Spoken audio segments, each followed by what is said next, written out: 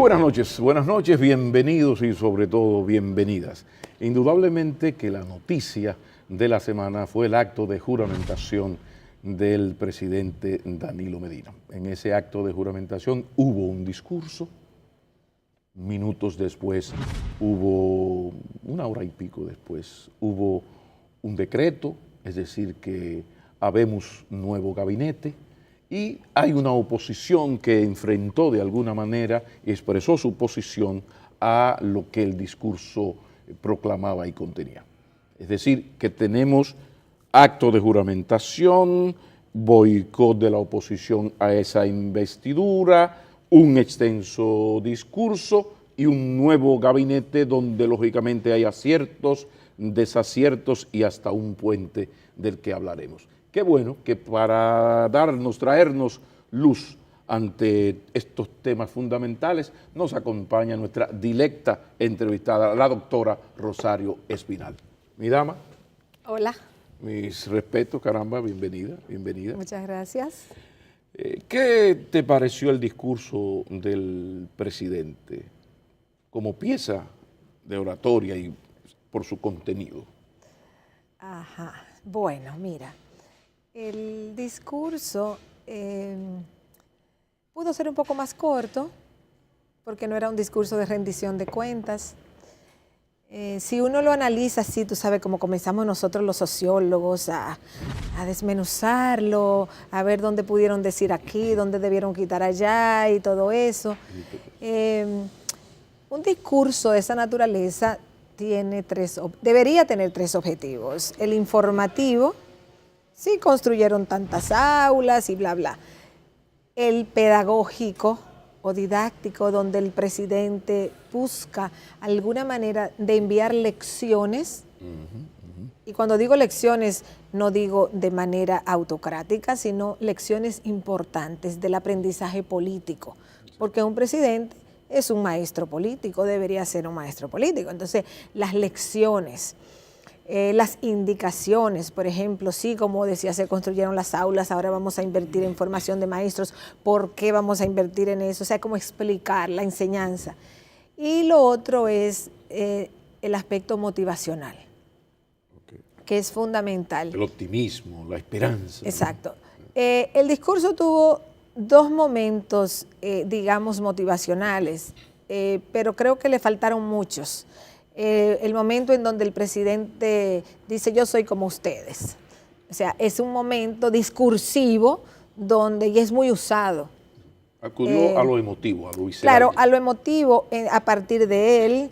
Aquí no hay una gran tradición de eso. El que más ha explotado eso, quizás el que lo ha explotado, yo no recuerdo mucho ahora quién lo hizo, pero no creo. Por ejemplo, Leonel Fernández nunca hizo de su origen de Villajuana o de haber crecido en Nueva York parte de su oratoria política, aunque hablaba del Nueva York chiquito y quizás eso era un referente a su propio origen. Asuntos de Freud que volvía. Pero quien más lo está usando es Danilo Medina, o sea, que apela a su origen campesino y eso. Entonces, esa parte estuvo ahí. Y luego, más en la última parte del discurso, cuando habla de que los niños de hoy, cuando sean jóvenes o adultos, van a ver hacia atrás lo diferente que será la sociedad. Pero creo que fue un momento fundamental en la parte emotiva, la cita del cura y a los niños que le brillan los cabellos. Sí, sí, sí. Incluso esa parte es emocionante. Exactamente, y es la parte de la ovación, digamos. El discurso necesitó de más ovación, o sea, lo debieron. Había puntos. Mira, una de las características de la discursiva de Danilo es buscar en algunos momentos lo que yo he llamado el recurso populista. En este país nunca ha habido un régimen populista, a diferencia de Argentina, de Brasil, de Perú, de Venezuela, de Bolivia, de Ecuador. Y yo no voy a entrar ahora en discutir lo bueno y lo malo del populismo, porque aquí nunca ha habido un régimen populista. Diferencia el régimen populista del régimen que toma decisiones populistas. Exacto. A ver, yo, y yo estoy hablando incluso del recurso populista que tiene una implicación. O sea, por ejemplo, cuando Danilo Medina en su discurso de rendición de cuentas del 2013 habla de la barrigol, utiliza el recurso populista en donde pone al pueblo versus la multinacional. Y yo represento al pueblo. Y yo represento al pueblo. O sea, fue un estelar. O sea, el uso del recurso populista ahí fue muy bien manejado. Él repite ese recurso populista en el discurso de rendición de cuentas de este año, del 2016, con Bahía de las Águilas, que ese es un momento de una ovación muy grande, como lo mismo fue con la barrigol. Entonces, es el uso del recurso populista, que como aquí nunca ha habido un régimen populista, es llamativo. Incluso yo en su momento, en el 2013, y en otros momentos, lo he catalogado desfavorable, porque si ese recurso populista se lleva a política pública, o sea, si tú haces que una multinacional te renegocie un contrato porque era desventajoso. El recurso populista dio resultado. Funcionó. Exacto. Si tú haces que finalmente, y vamos a cruzar los dedos para que así sea, todos los que se robaron a Bahía de las Águilas no se los roben y que esa tierra se pueda de manera eficiente utilizar para desarrollar pedernales, que sería el objetivo, fabuloso. Sí, las características de qué es un régimen populista, para que un régimen sea calificado de populista. Para que un régimen sea calificado de populista, tiene de manera consistente durante varios años. Que sea el eje su eje discursivo. Su eje discursivo. Y lo que articula el eje discursivo, o sea, lo que articula el régimen populista es que te divide la sociedad entre el pueblo, por eso se llama populismo, el pueblo por un lado y un malvado por aquí. O sea, ¿quién es? Puede ser el capital internacional, puede ser la oligarquía, puede ser... Con el socialismo del siglo XXI, el imperialismo. Exactamente. Bueno, el imperialismo... El monstruo externo siempre tiene que estar, o interno. O interno. Pero por ejemplo, tiene que haber un malo. En la película tiene que haber un malo. Claro, en el populismo de los años 50, 40, 50 en Sudamérica, no era tanto el imperialismo, sino que era una guerra entre el pueblo y la oligarquía agraria. ¿Por qué? Porque para Argentina o Brasil o Uruguay, dar un salto de ser economías agrarias a ser economías industriales, cuando las ciudades se le estaban llenando de gente, ¿de dónde sacaban el dinero? Tenían que entrarle a la oligarquía agraria, porque de ahí era que venía el dinero. Ellos eran los que exportaban. No había dinero en otro sitio. Tú no podías buscar dinero donde los pobres urbanos. Claro. Tú no podías buscar dinero donde industriales que no existían. Entonces, tú tenías que crear una confrontación entre el pueblo y esas oligarquías agrarias. Ahí el mito de Perón y de Eva. Claro, no, porque los populismos crean las grandes figuras. Sí. Entonces, aquí nunca ha habido un régimen populista. El otro elemento del populismo como régimen populista es que en la medida en que te polariza el pueblo versus algo, imperialismo, oligarquía, no importa lo que sea, también te moviliza al pueblo. O sea, el régimen populista supone la movilización del pueblo. Aquí nunca ha habido un régimen populista, porque aquí ningún gobierno ha movilizado el pueblo en una causa política. Las estrategias de todos los gobiernos en la historia dominicana ha sido la desmovilización del pueblo. Entonces, por eso es que aquí no hay movimiento. O sea, se toman decisiones populistas. Se pueden tomar decisiones populistas. Hay algo, pero no es un régimen. No es un régimen populista. Eso es importante. Tenemos que ir a una pausa, pero además ya habemos nuevo gobierno, nuevo gabinete. Tus expectativas y tu valoración de ese nuevo gabinete. Ya regresamos.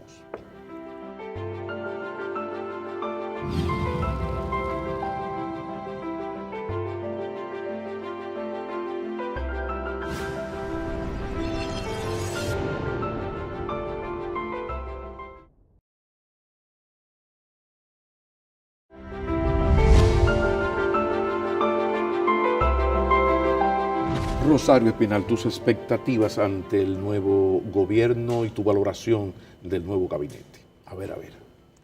Bueno, las expectativas, yo diría, son, las mías serían que el gobierno se enfoque en lograr mayor eficiencia en la administración pública. Eso supone muchísimas cosas. Es un sueño, yo lo sé, pero mis expectativas, tú preguntaste. Si tú preguntaste, escucha Tú respuesta. preguntaste, escucha respuesta, aunque tú digas, pues está loca. Yo pienso que aquí hay que hacer la administración pública menos corrupta, pero no solamente menos corrupta, hay que hacer la administración pública más eficiente. ¿Por qué? Porque históricamente el Estado aquí ha sido clientelar y corrupto. ¿Qué quiere decir eso? Sí, que roban, eso lo entiende todo el mundo, que mucha gente roba. Es todo un sistema. Entonces, eso se sabe. Se apropian de recursos porque tú tenías un enllave. Crean sus ricos cada partido que llega a ser gobernante. Todos los partidos que llegan. Aquí está todo, prácticamente toda la clase política contaminada de ahí. Porque aquí hay muy poca gente dentro de lo que es, digamos, los activistas políticos, los dirigentes políticos, que no hayan pasado por el Estado. Aquí prácticamente toda la clase política ha pasado por el Estado. Claro. Y no ha habido grandes diferencias entre reformismo, PRDismo, PLDismo. Claro. Incluida la izquierda más radical que ha controlado la Universidad Autónoma de Santo Domingo. O que ha participado, tiene cuotas de poder. O que ha participado con partiditos pequeños en alianzas con el PRD o en alianzas con el PLD. O sea, aquí todo, si tú ves todos los partidos que tienen reconocimiento legal al día de hoy, prácticamente todos, creo que con una excepción, han pasado por el gobierno. O sea, han tenido una participación en el reparto del pastel que es el presupuesto nacional. Entonces, el Estado aquí ha sido históricamente clientelar y corrupto. Corrupto es fácil de entender. Clientelar, ¿qué quiere decir? Que tú recibes algo, yo, Estado, yo gobierno, yo alcalde, yo ministro, yo regidora, yo qué sé yo, diputada. O sea, tú recibes algo de mí y a cambio yo espero, y tú supones que a cambio de eso tú me tienes que apoyar a mí. Entonces hay una relación clientelar, no hay una relación de derecho. No es que el Ministerio de Salud Pública debe coordinar que aquí haya buenos hospitales porque es un derecho de la ciudadanía que la gente pueda ir a un hospital decente a atenderse sus problemas de salud. Eso es quizás lo que explica nuestra gran debilidad institucional. Claro.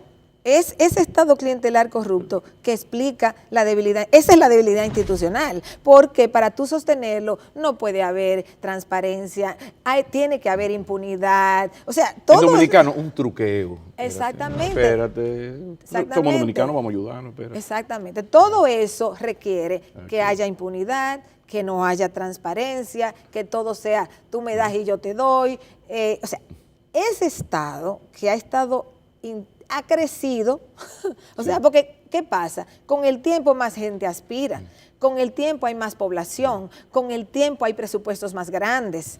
Entonces, como mucha gente aspira a eso, eso crece. Okay, pero viene una pregunta bucapié. Termina que te tengo un bucapié aquí. Pero, ¿de qué? Eso significa que se va creando una deuda social, porque ese Estado clientelar no te genera buenos servicios públicos. Los servicios públicos son un desastre, las escuelas son malas, los hospitales son malos, o sea, el transporte es malo. ¿Por qué? Porque se da demasiados recursos en sostener ese Estado clientelar corrupto y no ha habido muchos recursos para destinar a los programas sociales. ¿Qué es lo que pasa aquí después del 2004? Okay. Y sobre todo del 12 al 16. Es que se da una ampliación de ese Estado asistencial, lo que yo quiero decir con eso es, se da una ampliación de los programas sociales. Comienza SENASA a asegurar gente, se dedica el 4% del PIB para la educación, hay programas de vivienda, que si la nueva barquita, que si no sé, o sea, comienza, digamos, a crecer, porque hay una demanda y hay una necesidad obvia. Comienza a crecer ese Estado asistencial. Que eso explica en parte el éxito electoral, lógicamente. Claro, o sea, el que no se da cuenta que eso está pasando aquí, o sea, si el que esté en el partido de oposición, que no entienda lo que yo estoy planteando aquí, no va a tener estrategia electoral. Un solo dato, el 100% de los que el CIUBEN considera pobres tiene un seguro médico. El 100%. Y algún, además. Y algún tipo de tarjeta en el programa exacto. Solidaridad, ya sea Comer Primero, ya sea bono luz, ya sea bono gas. Y van a decir, bueno, pero eso es malo. No, no necesariamente es malo. Son personas pobres, realmente son personas pobres. Incluso por encuesta, yo te puedo decir que las personas que están en el programa Solidaridad son personas de bajos recursos, en su inmensa mayoría. Hay una necesidad de un Estado que asista, por eso se llama asistencial, que asista esos sectores. Sí, pero diferenciar ahora, clientelismo de justo asistencialismo entonces, al más necesitado. Entonces, como no se desmonta el Estado clientelar, ese clientelismo contamina el asistencialismo. O sea, ahí viene el problema de que uno contamine el otro. Ese es un problema. Pero el otro problema, aún todavía más grande, es que no hay dinero para tú tenerlo los dos al mismo tiempo. O sea, para tú avanzar con políticas sociales, tienes que quitar dinero de aquí, de ese Estado clientelar corrupto. Tiene que bajar eso, tiene que irlo desmontando, que es lo que han hecho todos los países desarrollados del mundo. No es que tú eliminas la corrupción al cero, porque nunca se elimina la corrupción al cero, pero tú tienes que bajarla. Tú tienes que hacer el Estado más eficiente. Entonces tú tienes que desmontar ese Estado clientelar para poder seguir ampliando ese Estado asistencial y pasar al Estado de bienestar. El Estado de bienestar no es nada más y nada menos que un Estado asistencial sin toda esta corrupción y sin todo este clientelismo. Con ciudadanos que saben que tienen deberes y derechos. Y que tienen deberes y derechos, que tienen deberes, o sea, tienen derecho a ir a un hospital, pero tienen el deber también, los médicos tienen el deber de cumplir con sus horarios, los pacientes tienen el deber de acudir a un hospital y mantener las cosas, los empleados no se pueden robar los instrumentos ni lo que hay ahí en el hospital, o sea, todo el mundo tiene que ser compromisario. Rosario Bernal, te está quedando bonito todo lo que me está explicando. Ahora, ¿qué tiene que ocurrir para que eso sea posible? ¿Una hecatombe? O sea, ¿qué tiene que pasar? Porque que se termine la capacidad de endeudamiento del país, que suba el petróleo a 140. No, ahí se derrumbó todo eso. Porque uno de los riesgos grandes de lo que hay ahora mismo,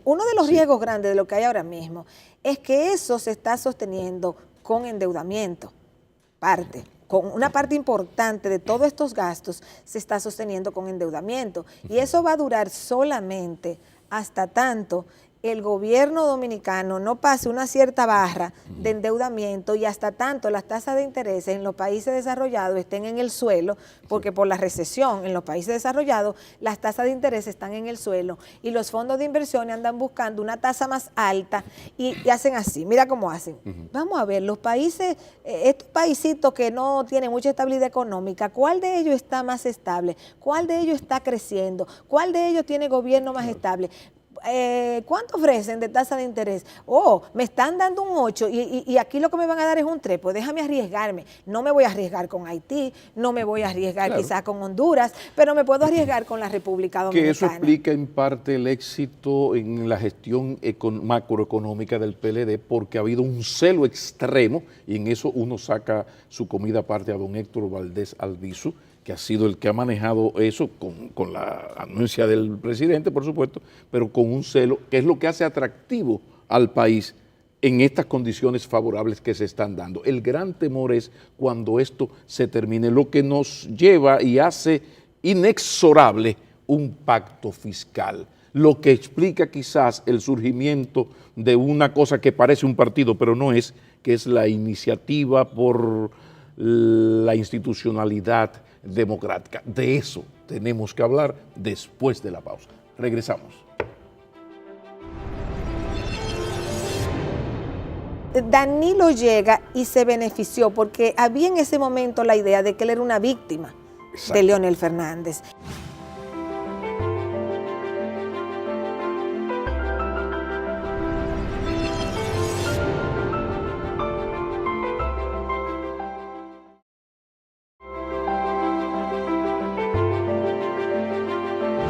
Doctora Rosario Espinal, ¿qué tan inevitable y necesario es ese pacto fiscal para lo que podría ocurrir en cualquier momento, y es que cambien las condiciones externas de la economía hacia la República Dominicana. Tómese su tiempo, este programa es de nosotros, aquí no hay problema. No hay problema sí, de sí, tiempo, tranquilidad, yo puedo tranquilidad. ponerme a pensar. Sí, Pues sí, déjame sí. decirte una cosa, difícilmente aquí va a haber pacto fiscal. Lo dijo, y tómese el tiempo para explicarlo, por favor. Porque aquí hablan mucho de pacto, como si la política fuera tan fácil de consensuar. La política es una lucha de poder y hay ganadores y perdedores en todo. Entonces, impuesto. Un pacto fiscal tiene como uno de sus ejes fundamentales los impuestos. ¿Qué quiere el pueblo? Yo no creo que aquí nadie quiere que le suban los impuestos, ¿verdad?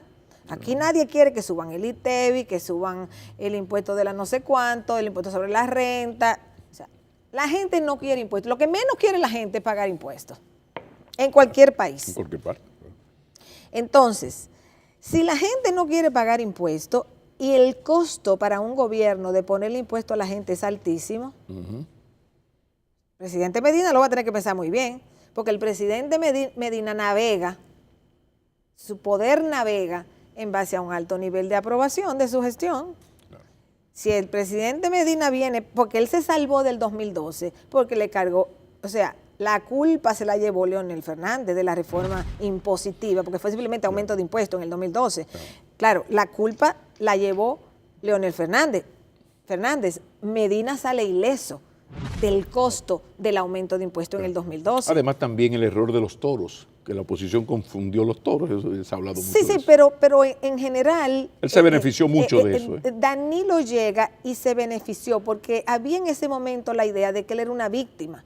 Exacto. De Leonel Fernández. Claro. Entonces, quien carga con la cuava de la reforma impositiva, o sea, o del aumento de impuestos, porque eso fue lo que se hizo, un aumento de impuestos en el 2012, fue Leonel Fernández. Entonces, si se hace una reforma impositiva ahora, quien va a cargar con el costo va a ser Danilo Medina. Entonces, Danilo Medina tiene un tranque ahí, porque no es fácil irle a decir al pueblo, mira, vamos a aumentar el ITEVI o vamos a expandir la base, vamos a extender la base del ITEVI. ¿Qué es lo que es extender la base? Poner los pocos productos que quedan ya sin impuestos, es ponerle impuesto a lo poco que queda. O sea, no hay manera de que el Estado recaude más sin sacarle más dinero al ciudadano del bolsillo. Lo que se puede ver de qué manera yo afecto más a un sector pueblo que a otro. O sea, ¿de qué manera yo pongo impuestos regresivos, como se llama, que son como el ITEVIS? O sea, tú compras azúcar o café o compras lo que sea, una camisa o cosas que todo el mundo compra. O sea, si le pones impuesto a eso, es muy regresivo porque el rico te paga el mismo impuesto que el de clase media y que el pobre.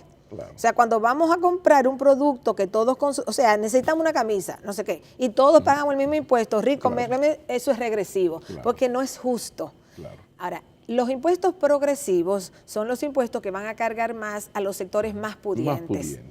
Los sectores más pudientes en este país son pocos, o sea, es un sector pequeño, y es el sector mejor organizado, son los empresarios. Eso es lo que explica esta iniciativa, la institucionalidad democrática, para hablar correctamente, el IPIT, que de alguna manera, dadas las torpezas de la oposición política, está asumiendo con mayor inteligencia la oposición al gobierno. Es un poco eso, como diciéndole al presidente Medina, miren los músculos que tengo, váyase al paso con esto del pacto, que mire la capacidad de movilización mediática, de opinión pública que yo tengo. Sí, por ahí va la cosa, ¿no? Mira, los empresarios saben IPIT, buen nombre es IPIT. El IPIT sin ti, según los empresarios saben que no pueden contar mucho con la oposición, porque la oposición no tiene mucho músculo político. O sea, no lo tiene.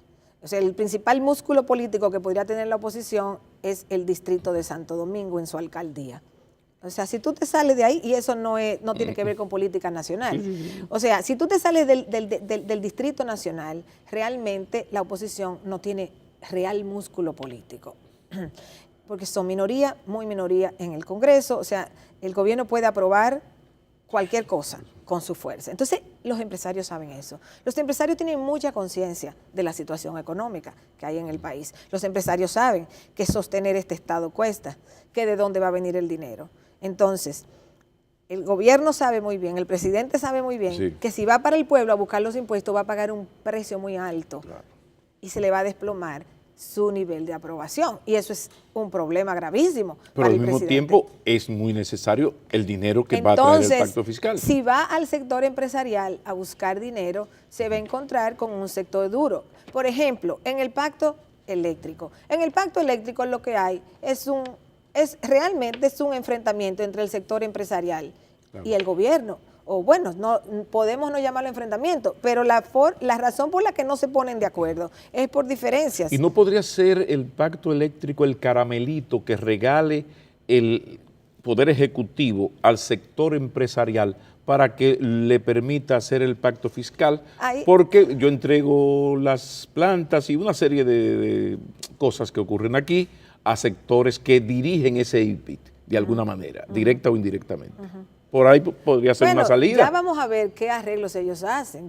Esa podría ser una cosa, pero en general hay dos cosas vitales que a los empresarios no les gusta. A los empresarios dominicanos en particular, pero a todos los empresarios. Aumentar salarios y prestaciones y que les suban los impuestos. Entonces, en este país, para que los empresarios suban los salarios y les suban los impuestos, tiene que haber una gran movilización social, que no la hay, porque aquí no está la gente organizada, aquí el pueblo no está organizado, a menos que se desplome todo, entonces vienen unas movilizaciones ya caóticas, pero eso es otra cosa. Pero aquí no hay músculo político, así como no lo hay en la oposición partidaria, no lo hay a nivel societario. Solo lo económico moviliza. Claro, pero tendría que venir una crisis económica. Si aquí viene una crisis, si viene una crisis económica, todo este juego cambia. O sea, todo este juego cambia de la noche a la mañana, si viene una crisis económica fuerte. Pero si no llega esta crisis económica fuerte y estamos un poco como estamos ahora, entonces la situación está en que aquí no hay una fuerza social que obligue a los empresarios a dar respuesta a nivel salarial y que el gobierno le diga, miren empresario, hay que subir los salarios, a los empresarios le entra por aquí, le sale por aquí. Entonces, ¿cómo es que aquí se van a aumentar los salarios y le van a aumentar los impuestos a los empresarios? Ese es el desafío que hay. Al final también los empresarios pueden hacer y transferir al pueblo los impuestos que le ponen, a menos que sean impuestos muy específicos. Lo que dificulta el escenario, porque yo te pongo impuestos que tú tienes capacidad de transferir al pueblo y si afectamos al pueblo, el pueblo se rebela. Exactamente. Entonces, la matemática está jodida. Entonces, por eso es que y yo pienso que ahí hubo una oportunidad perdida del presidente Medina en su discurso. El presidente tiene que mandar señales muy claras de que él está dispuesto a lo que se dice racionalizar el gasto público. Racionalizar el gasto público significa que él va a tener que hacer recortes, que él va a tener que hacer reorganización en el Estado, pero él no quiere, porque eso significa sacar gente de nóminas o sacar gente de nominillas. Y aquí está toda la clase política que está vinculada al gobierno, lo que quiere es un puesto en el Estado. Todos los programas que necesitan un anunciante quieren que el gobierno le ponga un anuncio. Claro. O sea, el Estado es el todopoderoso en esta sociedad porque es el que tiene más dinero y es el que está dispuesto a repartir el dinero para ser gracioso, para poder mantenerse en el poder. Lo que es una característica especial de la República Dominicana. Tradicionalmente el sector privado tiene el capital, coloca publicidad, hacen negocios entre ellos, tú haces puertas y yo hago casa, yo te compro las puertas. La República Dominicana gira en torno a ese ogro filantrópico terrible, ¿no? Todo va por ahí. El PLD tiene que dar un giro importante en su política económica. Es decir, el PLD ha descansado mucho en la noción de que el Estado era muy deficitario y de que el Estado tenía que atender su deuda social. En principio eso está bien, pero en la práctica no hay Estado en un sistema capitalista o semicapitalista como este que pueda ser el principal empleador, que pueda ser el principal anunciante, que pueda ser el principal proveedor de servicios públicos. O sea, es mucho el costo de tantas cosas. Nosotros necesitamos un sector privado, un empresariado más dinámico, que cree más trabajos de mejores salarios Y eso se logra pensando muy bien el modelo económico que se va a impulsar. Nosotros no podemos seguir con un modelo económico de plantación. Y digo de plantación, no porque estemos en el siglo XVII, digo de plantación porque el modelo agrícola dominicano es de plantación. Es un modelo que descansa en mano de obra súper barata que ofrecen los haitianos. Eso es un modelo agrícola de plantación, porque es un modelo que está fundamentado no en la tecnificación ni en la elevación de salarios, sino en que allá al lado hay un país con una reserva inmensa de trabajadores que vienen aquí. Por eso que cuando aquí hablan tanto los neonacionalistas en contra de los haitianos, son los empresarios, los grandes beneficiarios de la migración haitiana aquí. Y el Estado lo ha permitido para tener toda esta mano de obra barata. Porque el Estado no puede darse el lujo de aplicar la ley del 80-20 porque este país en términos productivos gira en torno a la mano de obra haitiana barata. ¿Por qué barata? Bueno, porque es que sin derechos, si tú eres indocumentado, tú no tienes derecho a nada. Tienes derechos. Por eso es que aquí se va a mantener toda esa gente indocumentada. Por eso es que la sentencia 168.13 fue un veredicto para que todos esos trabajadores nunca pudieran llegar a ser ciudadanos. O sea, esa es la injusticia social que se hizo con esa sentencia. Ahora bien, esa mano de obra, la agricultura dominicana es de plantación por eso, pero el sector turístico es de plantación por eso. ¿Por qué? ¿Qué es lo que es el sector turístico aquí? Tú traes unos turistas que llegan a Punta Cana o a donde no sé qué, tú lo encierras. Sí, porque no te digo un encierro, es como una cárcel, lo que pasa es que es una cárcel de entretenimiento, de playa, cárcel, de un show, de unos hoteles, bla, bla, bla, pero tú los encierras ahí. Ahí no hay un efecto multiplicador del gasto del turista, que te salió, que fue a Higüey a comprar o a comer en un restaurante. Bueno, Higüey es una ciudad que está al lado del principal polo turístico de este país. ¿Y qué hay en Higüey? Ahí no hay nada. Ahí no hay una clase media pujante, ahí no hay una ciudad pujante, ahí no hay nada, porque es un turismo de plantación. Y usted nada más sector agrícola y usted sector turístico, pero te puedo mencionar la zona franca también. Entonces, nosotros mientras tengamos un modelo de plantación económico, no podemos avanzar. Tenemos que ir a una pausa para utilizar los últimos minutitos que nos quedan en un tema fundamental. Ya regresamos. La clase política dominicana tiene una increíble capacidad de regenerarse para llegar al poder.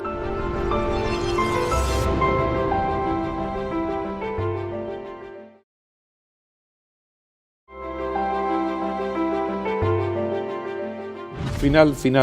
Ante este escenario, ¿hacia dónde va la República Dominicana? Un escenario que se agrava porque tenemos una democracia de prácticamente, en términos de eficiencia electoral como maquinaria, de un solo partido que controla el país institucionalmente y una oposición cada vez más torpe, cosa que demostró ahora en el acto de juramentación. ¿Hacia dónde vamos? ¿Cómo tú ves el país en el futuro inmediato? Bueno, aquí lo que hay es que hubo una desestructuración, una desarticulación de la oposición. Cuando muere Balaguer, el Partido Reformista se va dividiendo, luego se divide el PRD, un partido que saca 47% de los votos en el 2012, estaba en el umbral de un triunfo electoral en el 2016, sin embargo se divide y ya dividido pues no iba para lejos. Entonces, como la oposición digamos, esos partidos que... El Partido Reformista nunca quiso pasar a la oposición. Ese es uno de los problemas. Como el Partido Reformista nunca quiso pasar a la oposición y se le murió Balaguer, porque no era eterno, se le muere Balaguer, que era su garantía, su seguro de poder. Entonces se le muere Balaguer, ellos no querían irse del poder y se van pegando y pegando y pegando. Se van dividiendo, pero es para irse pegando al PLD. Y si no, de vez en cuando brincaban, como ahora brincaron, porque lo que queda en el reformismo es una dirigencia hábil que se pega al PRM, porque ahí había más asientos vacíos que en el PLD para engancharse.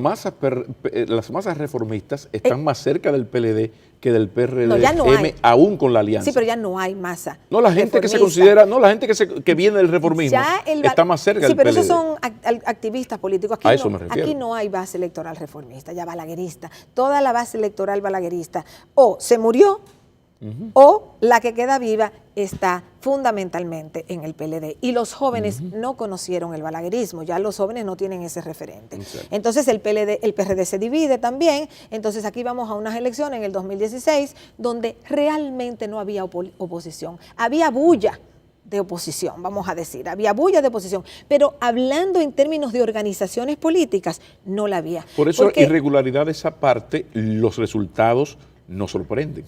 No, y todas las encuestas lo anunciaban. No sorprende, aquí no había ni que hacer encuesta.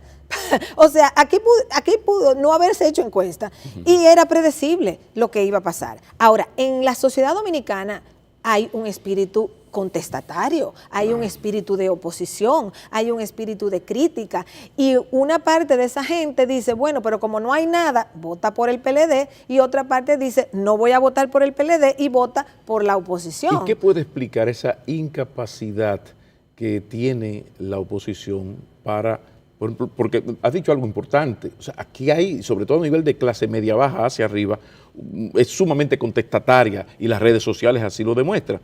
¿A qué se debe la incapacidad para generar un movimiento opositor? Bueno, la crisis, falta una crisis económica que afecta el bolsillo para que... Porque aquí había un sistema de partidos estructurado, con 3 partidos. Es un sistema de partidos estructurado que todavía existe porque cayeron 2, pero queda 1. Entonces, las fuerzas, o sea, la clase política dominicana está tan integrada a nivel clientelar, que no deja espacio para el surgimiento de otra cosa. Si tú te pones a ver los partidos que compitieron en las elecciones de ahora, de mayo del 2016, casi todos han estado en el poder, incluso hasta muy recientemente. De los que iban en la oposición, 4 habían salido recientemente de la coalición con el PLD. O sea que la sociedad sabe eso o lo intuye. Entonces lo que ellos están es moviéndose para quedarse ahí en su misma salsa y no se construye una oposición que se vea realmente nueva. Pero de todas maneras, no hay ningún país con que uno pueda decir que logró derrumbar el sistema de partidos existente para que surgiera una fuerza nueva sin que se produjera una fuerte crisis económica. Podemos en España, Ciudadanos. Caso Grecia, caso España. En España es a medio, ahí hay un tranque, más que un colapso total. Ahí se dividen los 2 que había, crean 4 y ahí hay un tranque que no salen de esa situación. En Grecia sí. O sea, Grecia es un caso más donde está una alternativa. O sea, o tiene que darse una crisis económica muy grande que derrumbe el último partido que quedaba en el poder de un sistema anterior. Por ejemplo, si aquí llegara ahora mismo una gran crisis económica y el PLD se va del poder, entonces surgiría algo nuevo, porque tal vez, porque quizás puede ser que salga. La clase política dominicana tiene una increíble capacidad de regenerarse para llegar al poder, no para mejorar, para llegar al poder.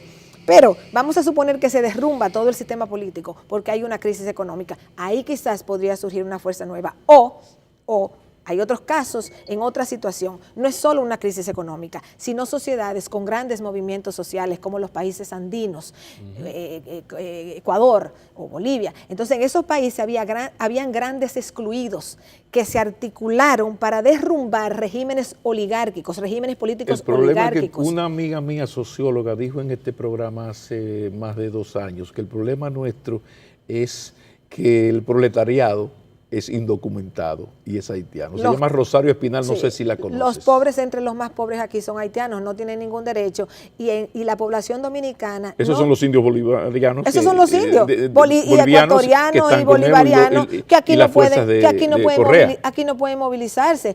Ahora, entonces los pobres dominicanos, digamos, que existen, porque no es que no existan, existen, pero están insertados vía clientelar al Estado, o en el caso de capas medias bajas, tienen un subsidio importante de ingreso a través de remesas. Entonces, en esta sociedad hay unos colchoncitos, que desmovilizan. Y esta es una sociedad con una mira hacia afuera. O sea, aquí la gente quiere emigrar. Así como entran inmigrantes de otros países, fundamentalmente haitianos, aquí la gente tiene una expectativa migratoria que es muy desmovilizante. Pero anota ahí la ampliación y la eficiencia en los servicios aparte de esa masa pobre. ahí no dejes a Senasa, no dejes a Por lo que eso, significa la jornada de tanda escolar extendida. O sea, son subsidios Entonces, públicos. ese sector que es el que podría tener una actitud de rebeldía, de alguna manera ha visto en los últimos tiempos cierta mejoría. Entonces, para desmontar ese partido PLD Sí. que tiene tanto poder, o se lo va a llevar algo externo al PLD, Sí. una crisis económica, algo así, o la oposición tendría que hacerse tan y tan inteligente, Sí.